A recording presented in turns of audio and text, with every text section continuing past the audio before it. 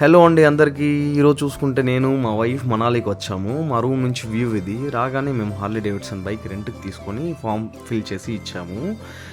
2000 rupees అడిగాడు rent per డేకి. But నేను 1600 అడిగాను. కానీ వాడు ఒప్పుకోలేదు. ఇంకా 1800కి మాట్లాడాము. సో 2 డేస్ డిపాజిట్ అడిగాడు. 1800 ఇచ్చాము కాబట్టి 3600 తీసుకున్నాడు. So first day Manali sight seeing చేద్దామని మనాలి టౌన్ నుండి 2 కిలోమీటర్స్ దూరంలో ఉన్న హిడింబాదేవి టెంపుల్కి వెళ్ళాము.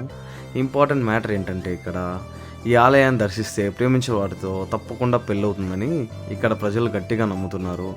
రాక్షస దేవాలయాన్ని పూజించే ఆలయం మన దేశంలో ఈ ఒక్క దేవాలయమే ఉంది. ఇక్కడ దేవతను పూజిస్తే లవ్ చేసిన వారితో పెళ్ళవుతుందని ఇక్కడ ప్రజలు గట్టిగా నమ్ముతున్నారు. దట్టమైన అడవుల మధ్య హిమాచల్ ప్రదేశ్లో మనాలిలో ఈ దేవాలయం కొలువై ఉంది. హిడింబాదేవిని వాళ్ళ దేవత అండ్ ప్రకృతి దేవత అని కూడా పిలుస్తారు ఇక్కడ ఉన్న ప్రజలు. సమ్మర్లో బెస్ట్ స్పాట్ ఇక్కడ విజిట్ చేయడానికి. ప్రతి ఒక్కరు తప్పకుండా మనల్ని విజిట్ చేయాలని కోరుకుంటున్నాను నేను కూడా.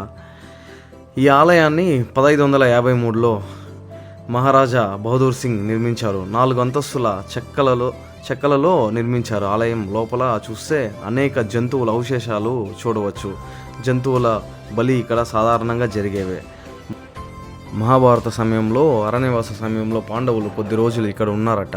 ఆ సమయంలో ఈ ప్రాంతంలో ఉండే రాక్షసుడు హిడింబాసురుడు అనే ఒక రాక్షసుడు వాళ్ళ చెల్లి అనే హిడింబును పాండవుల వివరాలు కనుక్కోమని పంపుతాడు.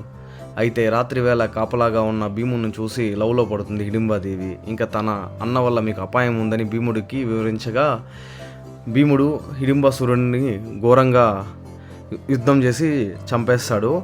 ఇంకా హిడింబాదేవి నేను మీకు హెల్ప్ చేశా కదా, మీరు నన్ను పెళ్లి చేసుకొని అడగ్గా భీముడు మేము ఇక్కడ కొంతకాలమే ఉంటామని, ఇక్కడ ఉన్నంత కాలం నీతో ఉంటానని చెప్పి పెళ్లి చేసుకొని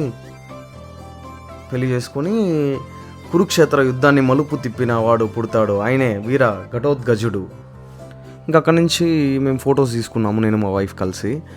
ఇంకా మీరు హిడింబాదేవిని చూసుకోవచ్చు. వాళ్ళ ఉత్సవం అప్పుడు ఇలా ఉంటుంది.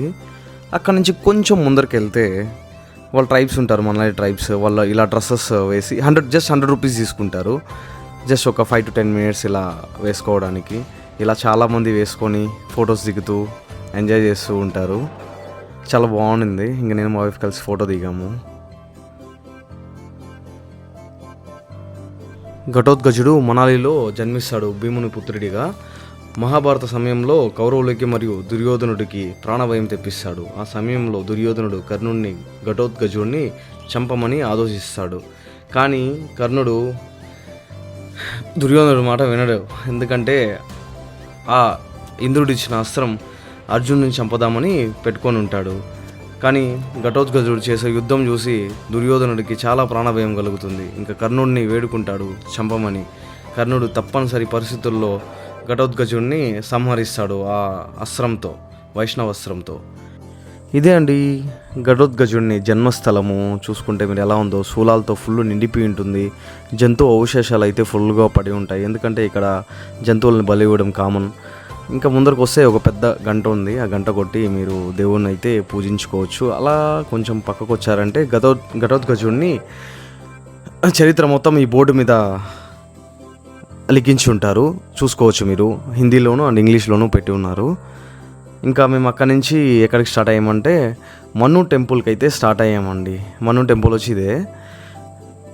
హిడింబాదేవి టెంపుల్ నుంచి ఎగ్జాక్ట్గా ఒక 4 to 5 kilometers దూరంలో హిడింబాదేవి టెంపుల్ ఉంటుంది. మా వైఫ్ చూడండి స్లోగా నడుచుకుంటూ వెళ్తుంది. ఇదే అయితే టెంపుల్. చూసుకోండి బాగుంది ఎలా ఉందో. ఇంకా నేచర్ అయితే చాలా కూల్, చాలా మంచి క్లైమేట్తో ఉండే. అసలు చేతులు అయితే వణుకుతుండే నాకైతే బైక్ తోలేటప్పుడు. చాలా కష్టంగా ఉండే. క్లైమేట్ అయితే అస్సలు చాలా చలి. 1 degree to 2 degrees ఉండే మేము వెళ్ళినప్పుడు. ఇంకా వర్షం స్టార్ట్ అయింది. ఆ టైంకి అయితే చలి చూసుకుంటే తట్టుకోలేకపోతున్నాము. ఈ టైంకి అయితే -1 degrees వచ్చేసింది. ఎందుకంటే వర్షం పడుతుంది, చాలా వర్షంలో తడుచుకుంటే వచ్చాము మేము ఇక్కడికి. మా బైక్ హెల్మెట్స్ అవన్నీ తడిచిపోయాయి. మీకోసం ఈ వీడియో చూపిద్దామని మన్ను టెంపుల్లో. ఇంకా చూసుకుంటే మేము లోపలికి వెళ్ళాము. ఇంకా మన్ను అంటే ఎలా చెప్పాలా, ఒక స్వామీజీ ఇక్కడ కొలువై ఉన్నారంట. సో అతనికి ఒక గుడి కట్టారు. సో దీన్ని మన్ను టెంపుల్ అని పిలుస్తున్నారు ఇక్కడున్న గ్రామస్తులు అందరూ. ఇంకా నేను లోపలికి వెళ్ళి జస్ట్ ఫొటోస్ అవన్నీ తీశాను. అక్కడ ఉన్న దేవతలది, దేవుళ్ళది, అందరిది. చూడండి ఇదే టెంపుల్ ఎగ్జాక్ట్గా వ్యూ అంటే నేను నా గోప్రోలో తీసాను వీడియో క్లారిటీ బాగా వస్తుంది అనేసి అని మీరు నేచర్ని చూసుకోవచ్చు ఎలా ఉందో ఇక్కడ నుంచి ఆ సైట్ సీయింగ్ అంతా చూడొచ్చు ఎలా ఉందని. చూడండి లైట్గా రైన్ కూడా పడుతుంది అసలు. ఇంకా లోపల చూడండి ఫొటోస్ అవన్నీ ఇదే దేవుడైతే ఫోటో తీశాను. ఇంకా ఇంకా కాళికామాతా దేవి ఫోటో తీశాను.